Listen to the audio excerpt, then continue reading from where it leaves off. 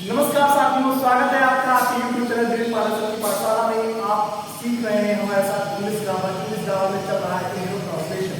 Translation में हमने जिस टेंस को चुना है वो प्रेजेंट टेंस में हम पढ़ रहे हैं प्रेजेंट इंडेफिनिट टेंस के बारे में।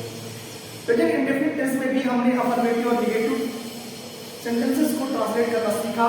आज इस वीडियो में जो हम सीखने वाले हैं वो सीखने वाले हैं प्रेजेंट इंडेफिनिट टेंस के इंट्रोगेटिव पार्ट को। इंट्रोगेटिव सेंटेंसेस एक्चुअली जो होते हैं वो दो तरह के होते हैं।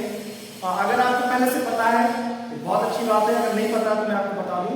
इंट्रोगेटिव सेंटेंस एक वो होते हैं जो क्या से शुरू होते हैं, दूसरे वो होते हैं जिनके बीच में हिंदी वाक्यों के बीच में कब, क्यों, कहां, कैसे जैसे शब्द आते हैं। तो जो शब्द क्या से शुरू होते हैं उनका आंसर हमेशा हम यस और नो में चूंकि दे सकते हैं, इसलिए उनको हम यस नो टाइप सेंटेंसेस कहते हैं। जबकि जो कब, क्यों, कहां, कैसे शब्द बीच में आते हैं हिंदी वाक्य के और उनकी अंग्रेजी जब भी हम लिखते हैं तो उनकी अंग्रेजी लिखते वक्त हम देखते हैं कि वो WH लेटर से स्टार्ट होते हैं, इसलिए हम उनको WH टाइप कहते हैं। क्या कहते हैं? WH type. तो इंट्रोगेटिव सेंटेंसेस जो होते हैं वो दो तरह के होते हैं। There are two types of interrogative sentences, yes no type sentences and WH type sentences. तो यस नो टाइप सेंटेंसेस जो होते हैं, चलिए आपको लिख के दिखाऊं यहाँ पे फिलहाल इंट्रोगेटिव सेंटेंसेस। इंट्रोगेटिव सेंटेंसेस जो हम पढ़ने वाले हैं, इंट्रोगेटिव सेंटेंसेस जो होते हैं वो एक तो होते हैं जो क्या से शुरू होते हैं, क्या से शुरू होने वाले,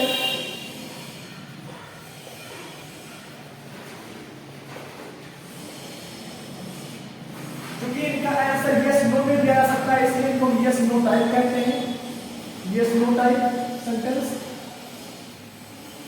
दूसरे होते हैं तो सेंटेंस के बीच में, सेंटेंस के बीच में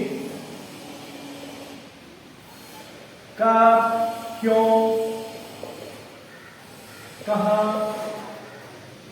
कौन, तमाम सारे ऐसे प्रश्न पूछने वाले शब्दों का प्रयोग किया जाता है। और उस बार फिर हम क्या करते हैं, इनकी अंग्रेजी लिखते हैं पहले। अब अगर हम इनकी इंग्लिश लिखें तो आप देखिए इसे कब है, when। अब देखिए इसमें सबसे पहले क्या है, WH, why, क्योंकि अंग्रेजी का भी why, WH, कहां यानी कि where, WH। तो आप देखिए कि इनकी इंग्लिश जब भी लिखते हैं तो सबसे पहले क्या आता है, WH आता है। इसीलिए हम ऐसे सेंटेंसेस को क्या कहते हैं, ऐसे सेंटेंसेस को हम कहते हैं WH टाइप सेंटेंसेस, राइट। तो चलिए अब हम पढ़ना शुरू करते हैं इनके एग्जांपल्स के माध्यम से। तो जो इंट्रोगेटिव सेंटेंसेस होते हैं वो दो तरह के होते हैं, yes no type and WH type. जो सेंटेंस क्या से शुरू होते हैं, जैसे क्या राम खाना खाता है, क्या राम खाना खाता है। तो जब क्या से शुरू होता है तो हम क्या करते हैं, हेल्पिंग वर्ब पहले लाते हैं। हेल्पिंग वर्ब के बाद हम सब्जेक्ट लाते हैं, सब्जेक्ट के बाद हम वर्ब की फर्स्ट फॉर्म लाते हैं और फिर हम ऑब्जेक्ट और उसके बाद क्वेश्चन मार्क, राइट। यह स्ट्रक्चर फॉलो करते हैं। तो चलिए हम इसी को करते हैं पहले। क्या राम खाना खाता है, क्या शब्द पहले आ गया, क्या पहले से क्या आ गया, इसलिए हम क्या की अंग्रेजी नहीं लिखेंगे। क्या शब्द पहले आ गया इसलिए क्या की अंग्रेजी नहीं लिखेंगे, बल्कि इसे हम क्या करेंगे, इसे हम हेल्पिंग वर्ब से ट्रांसलेट करना स्टार्ट करेंगे और हम ये मानेंगे कि क्या की अंग्रेजी लिखेंगे। तो जब कभी भी हिंदी वाक्य क्या से स्टार्ट होगा तो कभी क्या की अंग्रेजी नहीं लिखते हैं, बल्कि हम ऐसे सेंटेंसेस को हेल्पिंग वर्ब से स्टार्ट करेंगे। तो भाई पहले सेंटेंस को क्या राम खाना खाता है, अच्छा हेल्पिंग वर्ब क्या लाए हैं, प्रश्न ये उठता है। तो हेल्पिंग वर्ब आपको पता है प्रेजेंट इंडेफिनिट में कौन सी होती है, डज और डू, डज और डू। सिंगुलर सब्जेक्ट के साथ ईशी तथा एकवचन कर्ता के साथ क्या आएगा, डज। यू वी दे बहुवचन कर्ता के साथ क्या आएगा, डू। तो अब आप क्या करेंगे, आप इसके साथ साथ क्या करेंगे, सब्जेक्ट को पहचानेंगे। क्या करेंगे, सब्जेक्ट को पहचानेंगे। सब्जेक्ट क्या है, राम। तो राम के लिए हेल्पिंग वर्ब क्या है, डज, डज। क्लियर है। अच्छा मैं बार बार चर्चा पे नहीं आ रहा हूं कि आप सेंटेंस को पहचानना आपको आज तक कौन सा टेंस है, राइट? बार बार उस बात पूछेंगे तो आपको आइडिया कैसे चलेगी, इसलिए इतना काफी कि अब आप पता है कि ये तेल आप देखकर जान जाते हैं कि कितने बेनिफिट है और आपको हेल्पफुल भी याद है। 10 सब्जेक्ट क्या है? राम। 10 राम वर्ब की फर्स्ट फॉर्म, वर्ब क्या हो रहा है? खाने का काम हो रहा है, यानी कि ईट। 10 राम ईट क्या? ऑब्जेक्ट लाइए भाई, खाना, यानी कि 10 Ram eat the food. Question mark लगाना कभी मत भूलिएगा, नहीं तो ये पंक्चुएशन की मिस्टेक मानी जाएगी और सेंटेंस गलत हो जाएगा। 10 राम ईट द फूड, क्या राम खाना खाता है?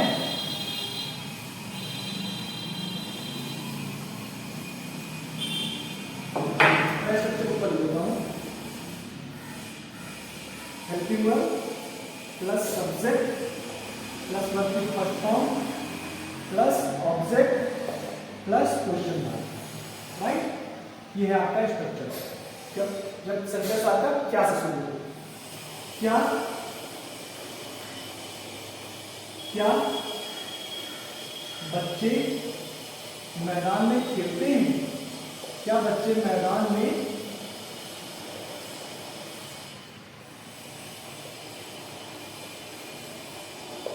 खेलते हैं? क्या पहले आ गया? यानी कि हमारा क्या है? यस नो टाइप सेंटेंस है। यस नो टाइप है तो हेल्पिंग वर्ब से स्टार्ट होगा। हेल्पिंग वर्ब से स्टार्ट होगा तो सब्जेक्ट देखिए भाई, पहले क्या? बच्चे। बच्चे क्या है? प्लूरल सब्जेक्ट है, तो वर्ब क्या? हेल्पिंग वर्ब क्या है? डू। फिर हेल्पिंग वर्ब के बाद सब्जेक्ट। सब्जेक्ट क्या है हमारा? बच्चे, यानी कि चिल्ड्रन।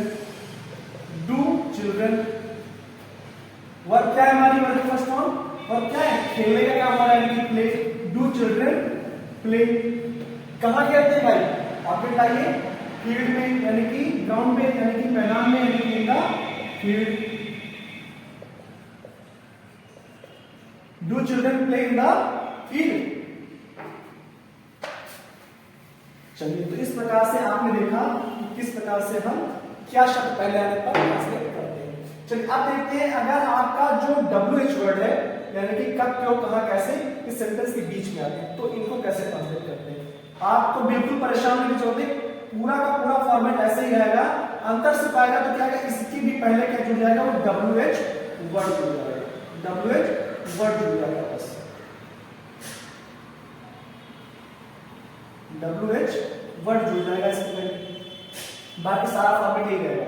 ठीक इससे पहले कुछ शब्दों की इंग्लिश लिख देंगे। सर करके बताइए। अच्छा ठीक है, करके बताते हैं भाई। वैसे वह क्या खाता है? वह क्या खाता है? ता है आगे, डेफिनेट है। क्या शब्द बीच में आया है? शुरू में तो नहीं आया ना। शुरू में आता तो बिल्कुल इसके अंदर ही नहीं लिखते, बल्कि हेल्पिंग वर्ब से यहां से स्टार्ट करते। लेकिन ये क्या बीच में आया है, WH के अंदर कंसीडर किया जाएगा और अब इसके अंग्रेजी सबसे पहले लिखेंगे। तो ये क्या की अंग्रेजी डालेंगे कि WH वर्ड क्या होगा? व्हाट। क्या होगा? व्हाट। व्हाट मींस क्या। उसके बाद सारा का सारा फॉर्मेट यही रहेगा, helping verb, subject, first form, object. तो सर हेल्पिंग वर्ब कौन सा है? अरे पगले हो क्या? हेल्पिंग वर्ब का तो वही सीन है सब्जेक्ट के अकॉर्डिंग। सब्जेक्ट क्या है? वह। वह कैसा है? एक वचन करना। एक वचन के साथ क्या आएगा? डज आएगा। तो व्हाट डज, फिर सब्जेक्ट लाइए, व्हाट डज ही मतलब वह। व्हाट डज ही ईट? वह क्या खाता है? वे कहां जाते हैं? वे कहां जाते हैं? वे कहां जाते हैं? कहां आ गया? WH वर्ड आ गया। इसकी अंग्रेजी पहले लिखिए WH वर्ड, देखिए लिख दिया WH वर्ड। बाकी सारा फॉर्मेट वही है। हेल्पिंग वर्ब लाइए, हेल्पिंग वर्ब के लिए क्या करेंगे? सब्जेक्ट के पास जाएंगे। सब्जेक्ट कैसा है? वे। वे के लिए दे। दे कैसा होता है? Plural subject. और प्लूरल के लिए क्या लाते हैं? डू लाते हैं। Where do. फिर सब्जेक्ट लाइए हेल्पिंग वर्ब के बाद दे, ये मतलब वे। Where do they. और वर्ब क्या हो रहा है? काम क्या हो रहा है भाई? जाने का। तो जाने के जी गो। वेयर डू दे गो। मुझे नहीं लगता है कि आपको कोई भी मुश्किल होने जा रही है। वे कहां जाते हैं? वेयर डू दे गो। अगर आप बहुत अच्छे से कंसंट्रेट होकर के ट्रांसलेशन क्वेश्चन पढ़ते रहेंगे तो तो यहीं से आपको इंग्लिश स्पीकिंग का डिस्टेंस होने लगेगा।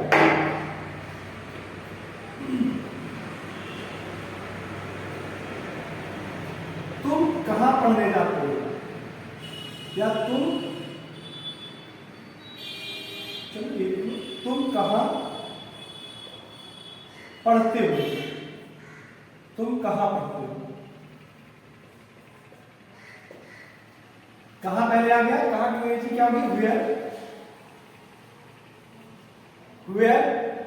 भाई इसके साथ हेल्पिंग वर्ब डालनी है, कौन सा लाएंगे, सब्जेक्ट के अकॉर्डिंग। सब्जेक्ट क्या है, तुम, यानी कि प्लूरल, तो वेयर डू, फिर सब्जेक्ट लाइए वेयर डू यू। वर्ब क्या है, काम क्या है, पढ़ने का, where do you read. Read means where do you read.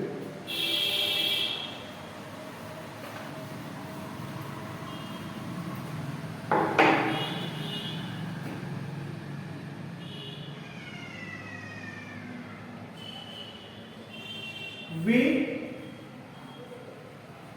क्यों सोते हैं, वे क्यों